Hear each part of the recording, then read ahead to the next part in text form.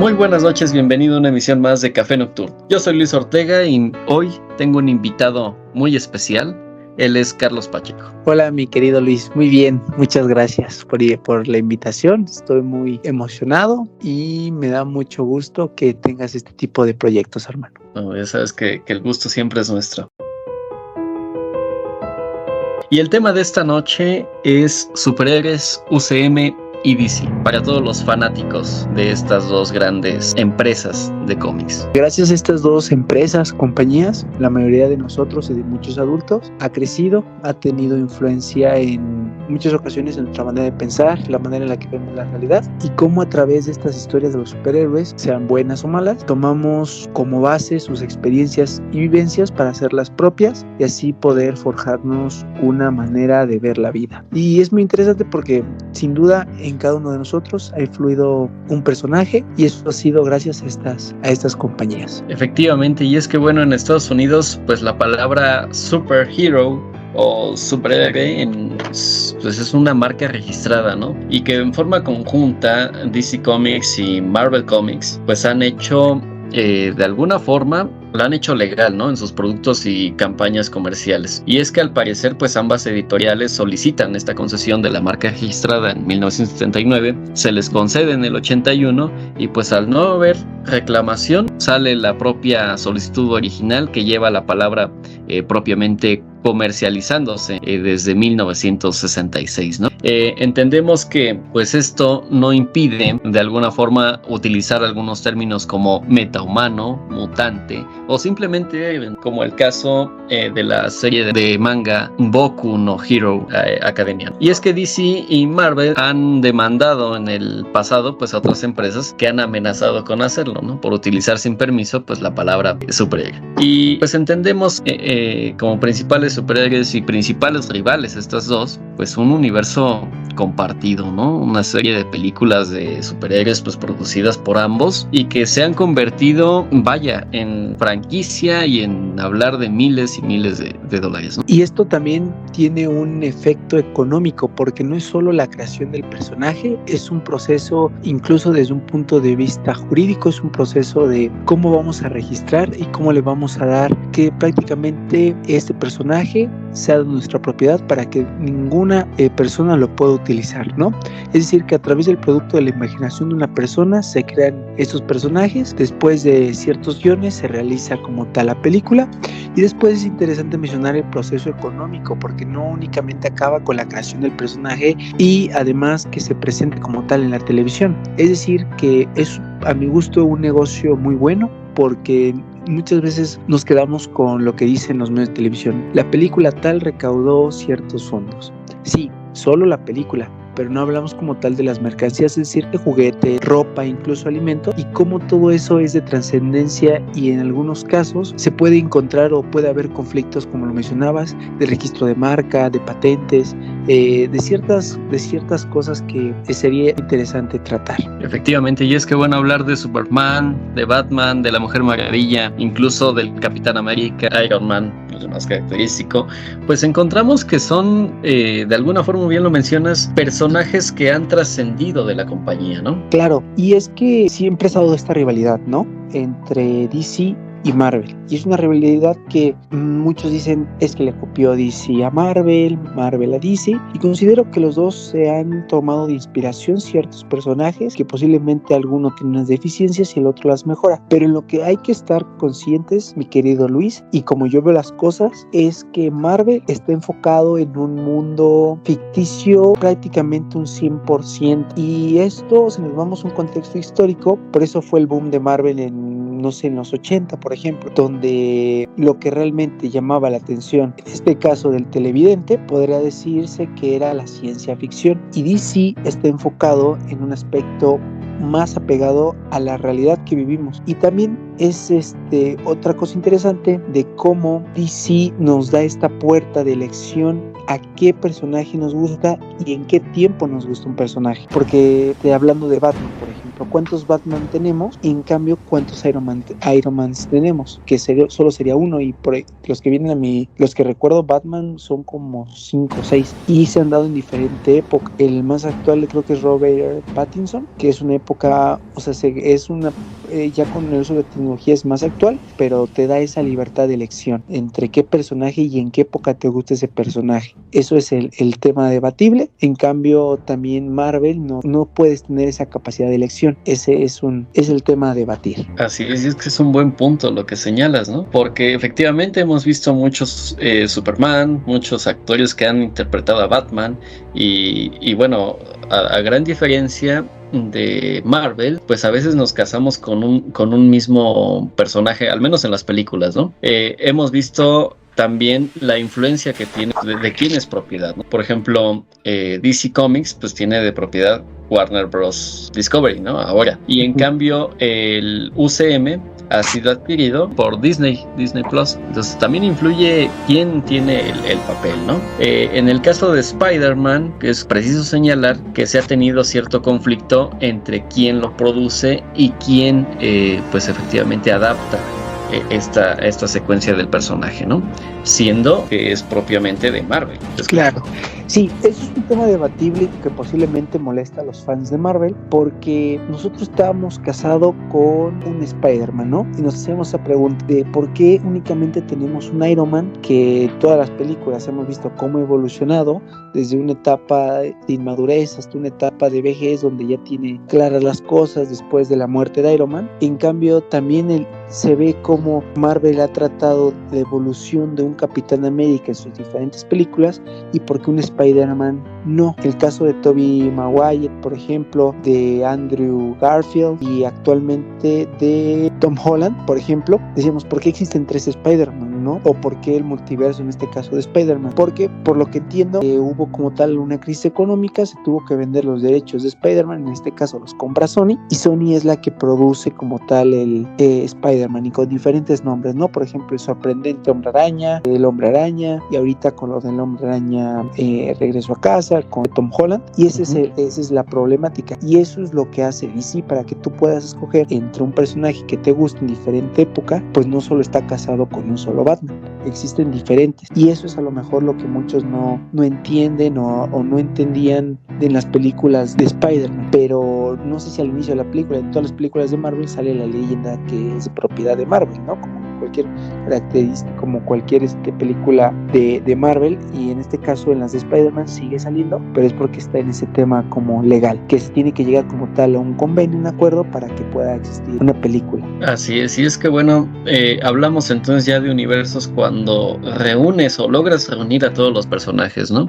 Tenemos que en el caso del UCM, el universo cinematográfico Marvel, pues se concretó en los Avengers, ¿no? Y en DC Comics pues es la Liga de la Justicia, y entramos a de alguna forma choque de personajes, ¿no? Porque en uno son abundantes y en el otro no. Claro, y es que realmente siempre va a existir esta rivalidad, ¿no? Entre los personajes de DC y de Marvel, pero no creo que exista, en algunos puntos sí, pero en la mayoría no creo que existan puntos de comparación.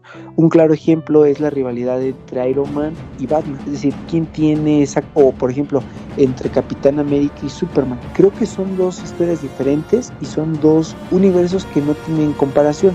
Como lo menciono, son dos empresas diferentes para públicos que tienen gustos diferentes. En lo personal me gusta más la manera en cómo se desarrollan las historias de los superhéroes de DC, porque se apegan a lo que yo vivo, es decir, a mi realidad, y es fácil tiene una mejor comprensión. No necesitas forzosamente haber visto, no sé, por ejemplo, Batman 1 o 2 para entender Batman 3. En cambio, Marvel, creo que todo su universo gira en torno a una historia y tiene que ser está ligada. Y no sé, por ejemplo, Capitana Marvel, muchas referencias que hacen en la película no son entendibles si no has visto las películas previo a Capitana Marvel. Tú vas, compras tu boleto y es algo que no logras como tal entender un 100%.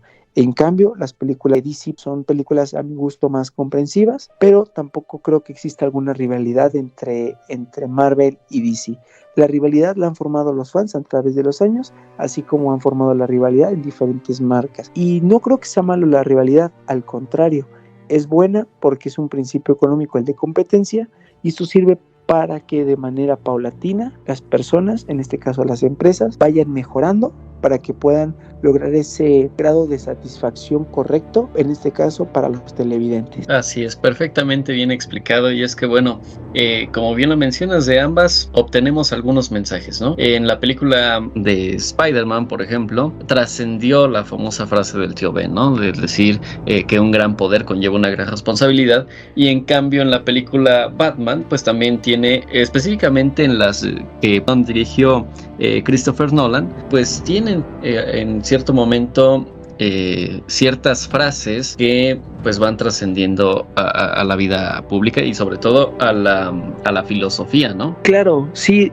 puedes, recuerdo al maestro Luis Parra de cómo nos hacía estas referencias de películas, y es interesante en un aspecto dinámico de aprendizaje para todos los estudiantes, porque a través de estas películas tú puedes tomar de referencia, en este caso Spider-Man, por ejemplo. En las últimas con Tom Holland, recuerdo en una escena donde está Doctor Strange y Spider-Man como que están peleando a través del universo para tratar de unir un portal con otro portal, y Spider-Man, a través de las matemáticas, empieza a visualizar todo desde un punto de vista de ecuaciones, por ejemplo. Nos dice que la manera en cómo se aplican las matemáticas, si lo quieres ver para unir ciertas cosas, o cómo visualizas con las matemáticas para resolver ciertos problemas. Y claro que, por ejemplo, ves la historia de Spider-Man, de que es un niño 100% nerd, un niño entre comillas ordinario, que le gustan las matemáticas, que le apasiona la física, cómo le llega esta oportunidad de ser algo diferente, de salir de su zona de confort, para que no vea que él es solo la persona que sufre, ¿no? Que hay más necesidades y que necesitan ser atendidas. Entonces creo que estas referencias que hacen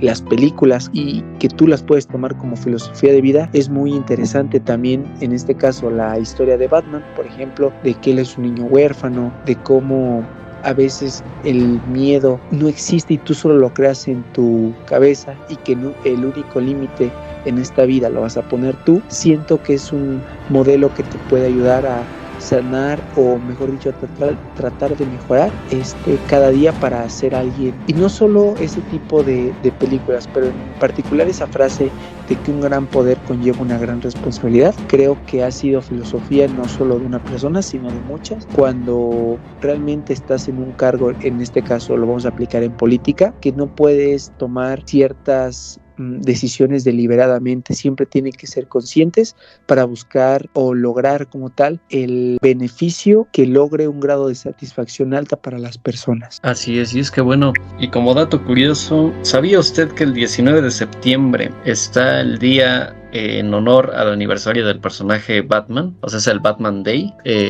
Cosa curiosa, porque ha trascendido, ¿no? Uno de los productos más vendidos de Warner, y en específico de DC Comics, pues creo que es de trascendencia, ¿no? En el sentido de que ya es parte de la cultura colectiva. Creo que es un logro en este caso para el dueño o el creador de la empresa, porque no solo se celebra como tal a un superhéroe, detrás de eso creo que está el esfuerzo y trabajo cotidiano, no de una sino de muchas personas, y que gracias a la creación de estos superhéroes lo podemos como tal, o les otorgamos un importante día, porque realmente han influido en nuestra manera de pensar, ver la realidad y la manera en cómo podemos mejorar. Yo creo que es un sentido de gratitud que tienen las personas por haber entregado tantos momentos de felicidad, y son momentos que tú puedes ver de pequeño cierto superhéroe, y de grande cuando lo vuelvas a ver superhéroe te va a transmitir esa misma emoción que sentías cuando eras niño. Hay que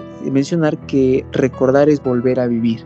Es por eso que vemos señores o que ya son de 40, 50, 60 años y que se siguen colocando cosas de su superhéroe favorito, pero por un sentido que les causa alegría volver a recordar cuando ellos eran pequeños, posiblemente porque era una etapa bonita. Excelente, y es que bueno, estas dos franquicias de películas comparten también algunas similitudes, ¿no? No del todo son diferentes, pero pues yo creo que en términos de personajes y tramas, ambos se basan pues precisamente en los cómics y son a veces como universos separados, pero que se cruzan algunas veces entre sí, ¿no?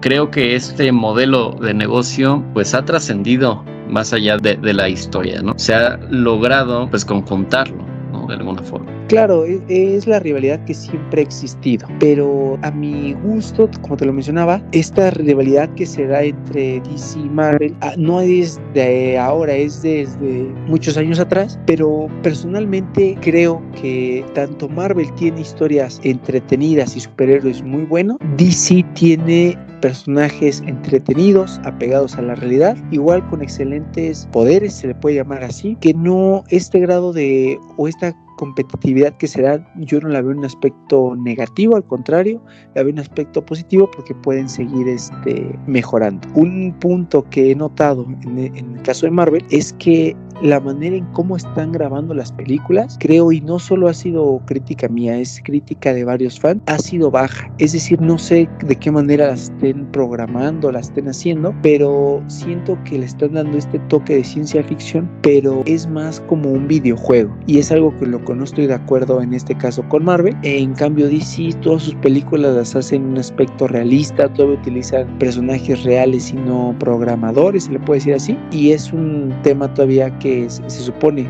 donde menciona, no sé, en Disney Plus la serie de Hulk, que es de mala calidad, que no puede ser que empresas como Marvel tengan ese tipo de series donde se ven de mala calidad. No sé si lo has analizado, pero siento que la calidad de las películas, en lugar de subir, se supone con todo el impulso tecnológico que existe ahora, a mi parecer ha bajado. Así es, incluso ahora con el estreno de la película de Flash, creo que pues se queda muy pendiente todo eso, ¿no? Y todos los famosos cameos que se hacen en las películas, que a veces no llegan a ser del todo pues del agrado del público, ¿no? Sí, claro, es un tema debatible y es porque no puedes entenderlo, ¿no? Es decir, si se supone que que están saliendo tecnología prácticamente cada día, ¿cómo entregas ese tipo de películas?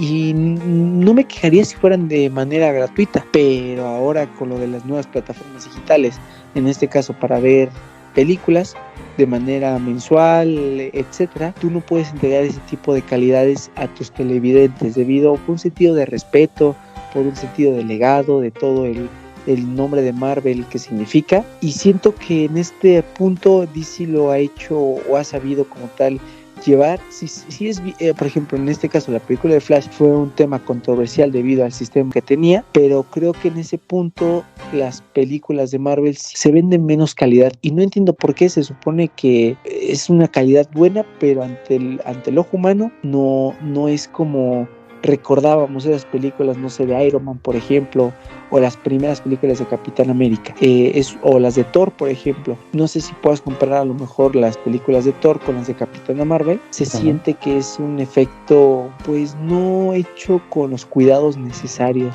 En cambio todavía Thor, a pesar de que es un héroe, viene a partir de esta mitología, ¿sí? Le da ese aspecto que te sientes muy identificado con él, y es un aspecto muy apegado a la realidad, algo que no sé, Capitán Marvel ya no logra, no sé, las nuevas películas de Thor ya no logran, debido a que esta combinación entre varios universos ya le da ese sentido de credibilidad. Exacto, como que sí, ya no están en el mismo plano o en el mismo escenario, ¿no? Creo que desde el lanzamiento de la primera película de Iron Man en 2008 todavía apegaba, como bien lo mencionas, a situaciones creíbles de alguna forma, o donde la actuación podía ser no tan de ciencia ficción, ¿no? En el caso de la película o incluso de la trilogía de Batman, El Caballero de la Noche, creo que va asimilado a un personaje realista, y donde Heath Ledger como el Guasón, pues hace una extraordinaria actuación, muy apegada, no tanto a lo que decía el personaje, ¿no?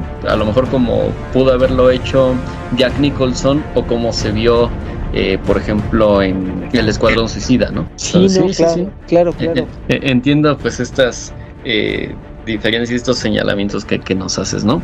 En la última película, en The Flash, incluso se le llegó a preguntar a Nicolas Cage, pues qué onda con su cameo, ¿no? ¿Por qué había sido tan, pues de alguna forma tan feo, tan pues muy desapegado de lo que él había puesto, ¿no? Creo que esta onda de la inteligencia artificial y pues de las nuevas tecnologías, como bien lo comentas, sí es un tema de trabajarlo, pero trabajarlo con cuidado, ¿no? De no abusar de estas inteligencias. Es el tema de la manera en lo que los directores creen que está bien, pero realmente deberían estar enfocados en a lo mejor encuestas de satisfacción de las últimas películas de Marvel, en este caso en el sistema de edición, qué opina el público, y creo que insisto, el trabajo de Marvel es bueno porque combina como tal esta serie de, no sé, en la trilogía de Batman particularmente. Me gusta la actuación, como tú dijiste, del Guasón, pero también de este Batman que es, me parece, Christian Bale. Es un actor que creo que encuadraba muy bien en las proporciones con el personaje, la manera en la que actúa, aunque es muy criticado, no sé, escucharlo en inglés dicen que su pronunciación es fea, pero en cambio el español creo que se acopló de manera correcta,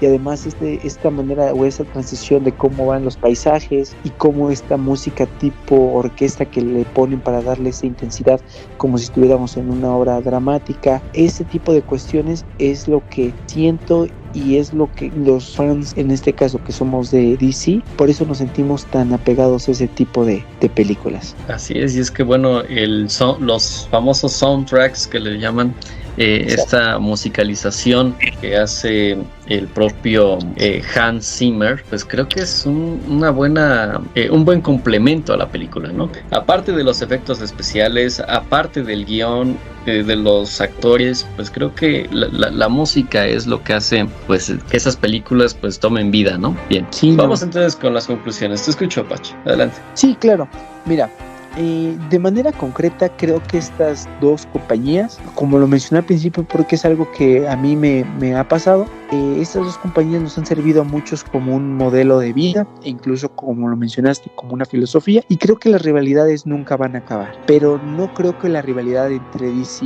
y Marvel sean malas, por el contrario son buenas, porque en esta competencia pueden salir mejores superhéroes, y a partir de que una empresa está haciendo bien las cosas, tú como persona inteligente estás diciendo, si están haciendo bien las cosas, pues yo las tengo que hacer mejor, ¿no? Y así entregarle al cliente, al televidente, un producto con las características necesarias para lograr un grado de satisfacción alto, y con eso seguir formando muchas generaciones de jóvenes. Es un sentido de gratitud, es cual. Así es. Y es que bueno, en este momento pues es importante mencionar de aquel Stan Lee, como decían, ese sobrino del editor que también buscaba pues estas historias de cómics, ¿no? Del editorial, y que pues trascendió a la larga trayectoria pues en la casa Marvel, ¿no? Cuando DC presenta al mercado pues la Liga de la Justicia de América a finales de pues los 50s, Martin Goodman, tratando de competir, pues trayendo de vuelta a los invasores, ¿no? Un grupo de supers de los 40s de Marvel, y que sin embargo pues Stan Lee pues empieza a hacer todos estos cómics, empezando por los Cuatro Fantásticos, un nuevo modelo de superhéroe que desde luego se identifica más con la gente, ¿no? De alguna forma, y que van cambiando de alguna forma las épocas de los metahumanos. No es por nada mencionar a Spider-Man, a Iron Man, incluso a Hulk, y a veces este comparativo entre Iron Man y Batman a mí me parece espléndido, ¿no? En el sentido de que son personas que no tienen un superpoder y sin embargo pues están en la lucha, ¿no? Sí, claro, están en la lucha, y aparte nos como tal nos inspira a decir que si yo no tengo algo, yo puedo trabajar con base en inteligencia para lograrlo, ¿no? Y conseguirlo, obvio. Así es. Pues muchas gracias, Pat, por haber estado en este espacio. Claro que sí, amigo, no te preocupes. Cualquier cosa que requieras, el tema que gustes, lo estudiamos y lo debatimos sin problema. Excelente. Pues ya lo tiene usted, es Carlos Pacheco, y pues un gusto que haya estado en este espacio. Y yo lo invito como siempre a que se suscriba, a que se una a esta gran comunidad en YouTube y en Facebook, y sobre todo a que nos escuche. Gracias pues por eso, y nos escuchamos en la siguiente emisión.